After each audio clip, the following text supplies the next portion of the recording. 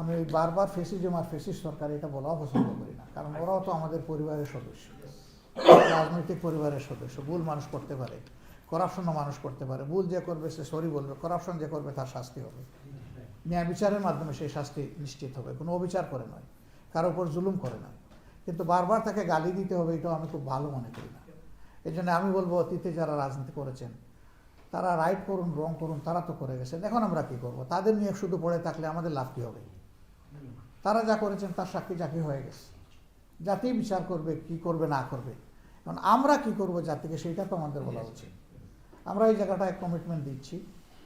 আমরা বলতে আমি জামাত ইসলামের পক্ষ থেকে বলছি না, আমরা একটা পলিটিক্যাল ইনস্টিটিউশনের পক্ষ থেকে বলছি যে এমন একটা বাংলাদেশ চাই যে বাংলাদেশে ডিসপ্যারিটি থাকবে না। এটা রেস, রিলিজিয়ন, কাস্ট, পার্টি কোনো বিবেচনায় কোনো ডিসপ্যারিটি থাকা উচিত নয়। একজন সিটিজেন বাংলাদেশে জন্ম নেওয়ার পরে সে কোন দলের আর কোন ধর্মের এটা বড় বিষয় না, সে বাংলাদেশি সিটিজেন, এটা তার বড় পরিচয়। সুতরাং আমার যে রাইট আছে তারও সেই রাইট আছে। আমরা বারবার একটা কথা বলে আসছি, যদি মুসলমানদের মসজিদ পাহারা দেওয়ার দরকার না হয় তাহলে হিন্দুদের মন্দির পাহারা দেওয়ার দরকার হবে কেন? নিশ্চয়ই এমন কিছু কাজ আমরা করেছি যার কারণে ওইটা পাহারা দেওয়া লাগে। ওই কারণটা দূর করতে হবে, যাতে কারোই কোনো ধর্মীয় প্রতিষ্ঠান পাহারা দেওয়ার দরকার না হয়, সবাই স্বস্তিতে তার ধর্মের কাজ সে করতে পারে।